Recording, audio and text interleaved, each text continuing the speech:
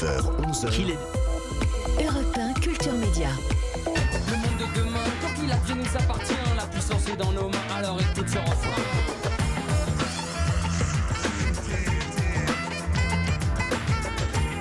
Bonjour Catel Kiléveré.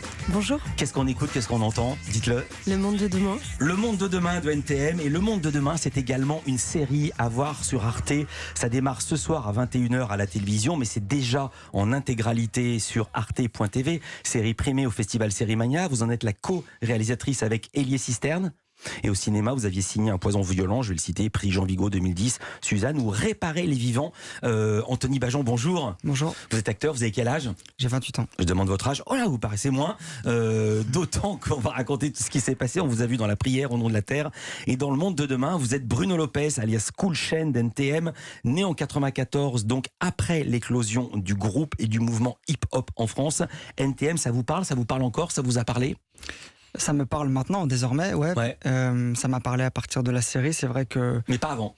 Avant, en fait, je savais juste que c'était les papas de mes rappeurs préférés. Mais j'en savais pas plus et je connaissais pas particulièrement leur histoire détaillée comme ce que Catel et Élie ont raconté, non. Qui sont vos rappeurs préférés? Moi, j'ai un petit faible pour Orelsan et j'ai beaucoup écouté La Fouine dans ma vie. Même question pour vous, Catel Kiléveré. NTM, ça a évoqué quoi pour vous? Alors, de mon côté, moi j'étais adolescente milieu des années 90, donc au moment où NTM était vraiment un groupe star. J'écoutais pas mal de rock, de punk rock, et j'étais pas très pointue en rap, mais je connaissais NTM, je connaissais IAM, je connaissais... Voilà, c'était pas une culture underground du rap, mais je connaissais ces groupes-là, je les adorais. Vous nous raconterez après comment le rap et ce sujet-là est arrivé dans votre vie et dans votre vie artistique. Les Inrocks écrivent: cette série, c'est de la bombe, référence. Le rap n'est qu'un des aspects de la culture globale qui est le hip-hop. NTM, c'était le seul groupe qui a arpenté toutes les disciplines. C'est-à-dire, il y avait du hip-hop, de la danse, du rap, de la danse, de la poésie. J'ai dit 2 fois la danse, oui, je sais, et du DJ. Et d'abord, c'est le propos qu'on va entendre dans le premier extrait. Ça se passe après une soirée au Globo. Il y avait une fête qui était organisée là-bas toutes les semaines par le journal Actuel, ça s'appelait Chez Roger Boîte Funk. Je connais tous les détails parce que j'y étais toutes les semaines et je travaillais Actuel. Didier et Bruno, donc, mais Cool Chain et Joey Star sont sur les quais du métro, station Strasbourg-Saint-Denis. Ils sont en train de graffer les initiales NTM sur un mur quand un homme, un rappeur aperçu sur le terrain vague une fois, les interpelle. Là, on est dans le métro. Dans le hip-hop, il y a une hiérarchie. Vos tags de merde, là, c'est rien, c'est de la merde, c'est tout en bas. On a les graffeurs, eux on les respecte, c'est des artistes, tu vois, ils pèsent. Et toi tu racontes On a les danseurs. que des conneries. Et au sommet, il y a le rap. Tu pars vraiment trop loin, mon pote. Non, je pars pas trop loin, les gars. Moi, je vous parle de la réalité. Le rap, c'est la réalité. Le pouvoir des mots. Le rap, c'est une science. C'est un art, un vrai. Moi, je te conseille de prendre une chaise parce que moi, je vais t'attaquer, moi. Là, t'es là, tu parles de rap, il est tout en haut, je sais pas quoi. Mais moi, le rap, je vais le faire déboulonner, je vais le contrôler, moi, le rap. Tu vois, là, ton élite, je vais te la faire bouffer, moi. Nous aussi, on rappe. Vous êtes des rappeurs tous les deux, là? Oh, la prochaine fois que tu nous verras, lève les yeux. Parce que tu seras dans la fosse. Catel Kiléveré, vous dites que cette série n'est pas un biopic, pourtant vous racontez l'ascension des 2 membres de NTM. Quelle différence avec un biopic? C'est une série qui est chorale, en fait. Il y a plein de personnages. Il n'y a pas que NTM du tout. Il y a Dynasty, qui était le DJ. Le premier, c'est lui qui a signé le premier album de rap sorti en France. Absolument. Et puis il y a aussi des personnages féminins très importants. Une tagueuse, danseuse, Lady V, qui a été l'amoureuse de Cool Chain, sa grande histoire d'amour de jeunesse. Il y a Béatrice. En fait, c'est davantage l'histoire d'un mouvement, d'une révolution culturelle en France qu'un biopic, voilà. Anthony Bajon, au début de la soirée, au début de la série, vous avez le lapsus, vous avez 15-16 ans, votre personnage s'est joué au foot, parce qu'il jouait très très bien au foot. Cool Chain, il a failli devenir professionnel à Lens, il graffe, il danse, il rappe. Qu'est-ce qui a été le plus dur? Comment vous avez appris tout ça? En fait, on a beaucoup bossé sur absolument toutes les disciplines. C'est vrai qu'on avait une salle à dispo avec la boîte de prod juste à côté, donc on avait les réalisateurs à dispo et on avait surtout Réac qui nous entraînait pour le rap. On avait 5-6 profs de danse, on s'entraînait aussi pour le graphe et on avait des cours de jeu avec Catel pour répéter les ambiances. Ce qui a été le plus dur, je pense que c'est la danse. Vraiment parce que d'un coup j'ai dû me mettre dans une discipline que je ne connaissais pas du tout et où tout le monde avait déjà un peu son point fort. Et moi, je partais de zéro et eux, pas du tout. Donc ça a été très compliqué. Comment c'était la relation avec Melville Boomer qui incarne Joey Starr? Ça a été super, on s'est apprécié tout de suite. Melvin était déjà sur la série, il était déjà choisi par Catel et Elie. Donc moi j'ai passé les essais avec Catel, Elie, Melvin et Laïka. Je vous pose la question parce que vous avez dit un match l'inverse, vous avez dit, oh, dis donc, au début ça a mal commencé, on s'est embrouillé au début parce qu'il m'écrasait. Non, en fait ouais, fin match ils ont un peu cuté le début de la phrase, mais le poids des mots. Ouais, le choc des formules. Ouais, j'ai juste dit qu'en fait on a fait une répétition devant les vrais, devant Joey Starr et tout ça. Et Melvin, il y a vraiment ce truc où, comme Joey Starr a beaucoup de tchatch, il a pris vraiment le dessus. Et moi, je me suis dit, je peux pas, je suis obligé d'avoir du répondant. Et c'est en ça, mais on s'est pas du tout embrouillé, mais c'est en ça où il y a eu un peu une tension liée à nos personnages, mais qui a servi l'histoire. Et Cool Chain m'a dit, t'as bien fait, parce que, en fait, si lui il m'attaquait verbalement, moi je répondais, il y avait beaucoup de taquinerie. Et Jean témoigne, vous restez avec nous, Catel, Kiléveré, Anthony Bajon, on continue de parler de ce monde de demain sur arte.tv, et puis ce soir ce sera 21h si vous voulez le voir en linéaire. À tout de suite sur Europe 1. Et ça amène une question pour vous, Catel Kiléveré. Le rap, quand il s'est lancé dans ces années 80, c'était quand même un truc de mec. Et il y a beaucoup de personnages féminins dans votre série. Vous les avez créés, vous les avez inventés, ou si j'ose dire, vous les avez boostés. Vous avez fait un gros personnage d'un second rôle de l'époque. Comment vous avez travaillé ? Pour nous, voilà, quand on fabrique une série dans les années 2020-22, évidemment que c'est extrêmement essentiel d'avoir des personnages féminins. On se dit mais on va passer 3 ans à fabriquer cette série et on va terriblement s'ennuyer s'il n'y a pas de filles. Donc on va les chercher dans la réalité et en même temps on a cette exigence historique de se dire on va pas fabriquer des personnages qui n'auraient pas existé parce qu'en effet dans les années 80 dans le hip-hop il y avait, enfin en tout cas il n'y a pas de filles qui ont réussi à percer ou qui ont vécu de ces métiers-là après dans les années 90, mais on était convaincus, on avait cette intuition que de toute façon, quand on raconte l'histoire d'un mouvement, derrière des hommes, entre guillemets, puissants, il y a des femmes, en fait, essentielles, et on les a tout de suite trouvées. Donc ça, c'est Vivi, qui est une pionnière de cette culture-là à Paris dans les années 80, qui tag, qui danse, et donc Cool Chain tombe amoureux. C'est sa mère, Patricia, qui travaillait en maison de disques, qui était fan de vraiment très connaisseuse de musique noire américaine et qui a été essentielle à la culture musicale de Cool Chain notamment et de Joey Starr, et qui les a aidés à signer leur premier album. Il y a la maman de Cool Chain qui est un super beau personnage féminin. Il y a Béatrice, l'amoureuse de Dynasty, qui est aussi une fille géniale. Et alors tout ce que vous avez fait, il y a un gros travail d'enquête, et tout ce que vous faites est documenté, tout ce que vous avez raconté est documenté. Oui. Parce que pour connaître Dynasty, j'ignorais totalement qui était sa petite amie, et même si je l'avais vue, et qu'il essaie, ce que raconte la série, vous allez me dire c'est vrai, qu'il essaie de la sortir du porno.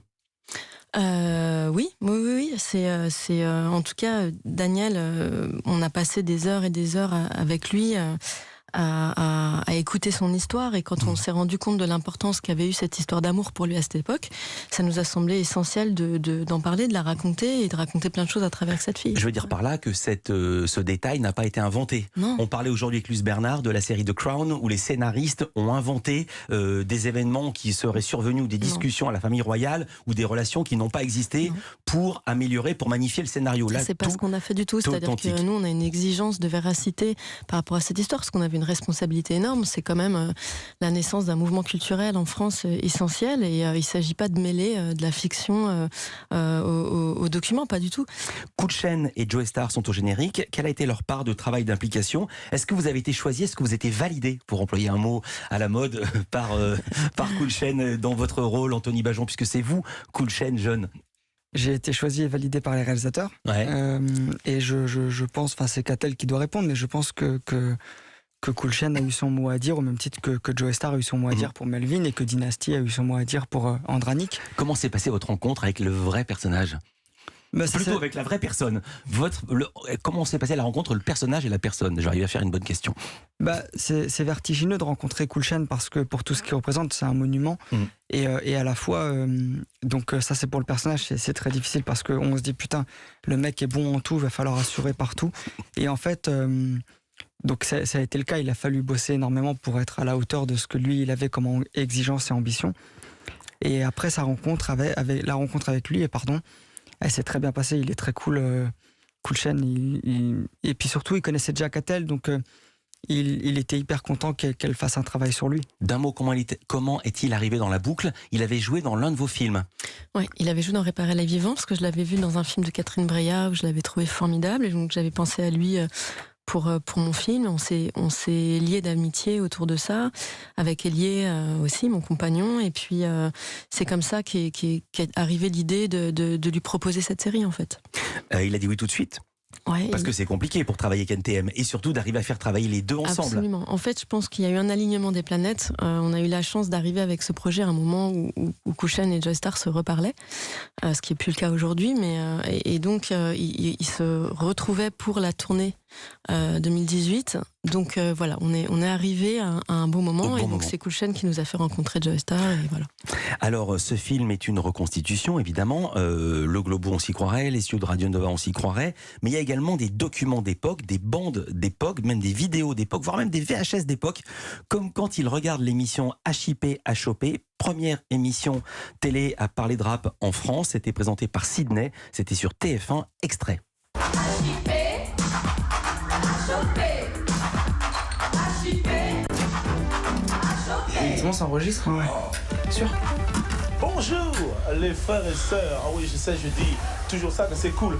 Aujourd'hui, l'heure est à la leçon de danse. Aujourd'hui, une leçon que vous attendiez certainement tous en France. C'est la leçon qui s'appelle le spin. J'ai jamais vu autant de noirs à la télé. Des invités de l'heure, on les applaudit quand même. Vous voulez que je vous dise?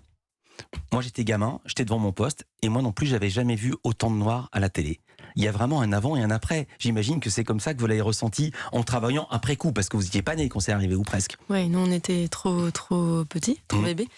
Mais oui, c'est la première émission en France avec un présentateur noir, absolument, c'est une révolution. D'ailleurs, elle n'a pas duré très longtemps, l'émission. Après, il y a des clauses d'audience. Vous dites ça avec un petit sourire, vous pensiez que l'audience était bonne, mais que l'émission avait été supprimée. Je parle sans savoir, à l'époque, j'avais pas d'émission média, je devais être en 3e ou en 4e. Je pense je pense qu'à ce moment-là, le milieu des médias français se disait, bon, le hip-hop, c'est une mode, ça va passer, c'est un peu ridicule tout ça, qu'ils n'ont pas tellement misé dessus, ouais, je pense vraiment. Alors, ils se sont trompés à l'époque. Comment vous avez travaillé la bande-son? Dynasty est toujours en exercice, et vous dites qu'il a recomposé ses morceaux parce que les titres originaux n'étaient pas assez bien, ou alors il les faisait sans avoir les droits et il samplait un peu tout et n'importe quoi. C'est plutôt ça, c'est que dans les années 80, les premiers DJ, les premiers rappeurs, en fait, ils se saisissaient de la musique des autres pour faire des samples. C'est ça qui est magnifique dans l'histoire de cette musique, c'est que c'est des gens qui n'ont pas appris la musique et qui la fabriquent avec celle des autres et qui en font des choses merveilleuses.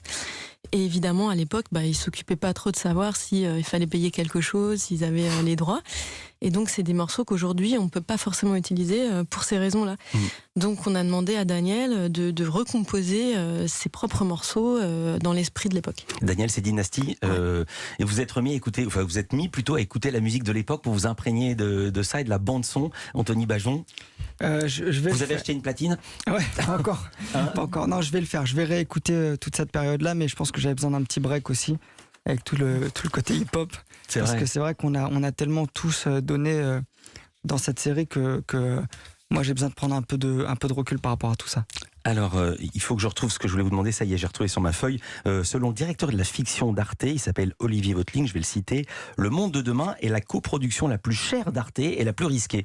Alors, d'abord, pourquoi risquer? Et ensuite, je me demanderai pourquoi c'est la plus chère. Pourquoi risquer? Risqué peut-être parce que c'est une série comme ça, sur le papier, qui correspond pas forcément à la cible Arte. C'est vrai que le public d'Arte va pas forcément directement aller vers une série hip-hop. Et c'est pour ça que, d'ailleurs, c'est hyper important de dire que c'est... Enfin, nous, on l'a fabriqué comme ça. On s'est dit, comment faire une série qui puisse intéresser des gens qui s'en fichent complètement de cette culture-là, n'y connaissent rien, ne sont pas attirés par ça. Et on l'a vraiment pensé comme ça. Et c'est avant tout une histoire de jeunesse. C'est des gens qui vont pouvoir se remémorer leur jeunesse, la jeunesse d'aujourd'hui, pouvoir la regarder en miroir de ce qui se passait à l'époque et d'où vient sa culture, parce que le rap c'est la variété d'aujourd'hui, et c'est surtout une histoire très pleine d'humour et d'émotion. En fait, ce qui était génial dans cette aventure, c'est que tous nos personnages étaient des gens hyper drôles, et ça a été un travail de réussir à restituer en fait cet humour qu'ils avaient en permanence, en fait, d'autodérision, de ce qu'on appelle un peu la vanne, la chambrette. Et donc c'est quasi une comédie, cette série, avec de l'émotion mais vraiment aussi de la légèreté, quoi. Je confirme ce que vous dites, on n'est pas obligé d'aimer le rap ni de le connaître pour regarder ça. C'est un peu, je vais faire une comparaison avec un succès planétaire, Drive to Survive, la série consacrée à la Formule 1 sur Netflix. Même si on ne connaît pas la Formule 1, même si on n'aime pas ça, ça tient parce que c'est de l'humain, c'est pas juste d'écouter des disques et des gens qui dansent sur la tête, pour reprendre des clichés de l'époque que vous avez voulu mettre à bas, ces clichés-là. Pourquoi la série la plus chère d'Arte? Où est parti l'argent? C'est votre salaire, Anthony Bajon? Non, je crois pas que ce soit mon salaire. Non. Je pense que c'est la reconstitution. Ouais, voilà, qu'est-ce qui a coûté cher? Les années 80 déjà. C'est-à-dire que vous vous baladez aujourd'hui dans Paris, ou en banlieue parisienne. Il y a des séries qui se passent et qui racontent la vie de Marie-Antoinette, ça coûte bien plus cher que ça. Mais c'est bien plus cher que notre budget, parce qu'il faut partir du principe que à Arte, service public, les moyens, c'est pas les moyens de Canal+, c'est pas les moyens de Netflix en fait. Donc c'est vrai qu'avec un budget, Arte, je pense qu'ils ont investi plus que d'habitude juste pour que cette série puisse se faire. Voilà. Et puis elle s'est faite aussi grâce au concours de Netflix. Voilà. Et puis il y a un budget bagnole parce qu'il faut les retrouver, des voitures en état qui marchent. Il y a de la 205 et de la R5 qui roulent encore. Et puis la musique, en fait, les droits musicaux, cette musique elle est essentielle à cette histoire. Vous passez à un tube de Cannes, personne connaît Cannes, c'est un groupe allemand obscur, ultra pointu. Rien que les droits, 20 000 €. Oui, alors ça c'est le plus gros chèque en musique de la série. Les gars, on les connaît pas, donc j'imagine ceux qu'on connaît, combien ça a dû coûter. Voilà, donc vous imaginez tous les morceaux qu'on n'a pas pu avoir. Voilà, et puis j'aurais donné un petit coup de chapeau à Thomas VDB, qui est comédien et qui est absolument impeccable dans le rôle du patron de chez Roger Boitefunk, qui était Jacques Massadian, que j'ai bien connu. Thomas VDB, plus vrai que nature. Juste un mot, vous avez regardé des vidéos des gens de l'époque? Oui, bien sûr. Voilà, parce que là, ça ressemble tellement, c'est un copier-coller absolument magistral. On a notre directrice de casting, Elise Vogel, qui a fait un travail extraordinaire. Et évidemment, on avait les photos de tout le monde pour aller chercher les équivalents. Merci beaucoup, Catel Kiléveré, Anthony Bajon. Merci aussi, la série Le Monde de Demain, à voir sur Arte. Ça démarre en linéaire ce soir à 20h55, à 21h, et sinon en intégralité sur arte.tv. Merci d'avoir été avec nous en direct. Dans un instant, Culture Média continue évidemment. Il y aura les infos de 10h. On va continuer à parler séries, mais cette fois-ci, ce sera humoristique, quoi qu'on se marre bien dans Le Monde de Demain. Vincent de Dienne qui nous parle de la mini-série humoristique de chez Disney, s'appelle Les Amateurs, avec François Damiens. Et puis dans les indispensables, Stéphanie Loire pour parler d'opéra rock et Sébastien Bordenave pour une BD très particulière. Jean-Luc Lemoyne aussi pour sa session de rattrapage. À tout de suite. Culture Média sur Europe 1.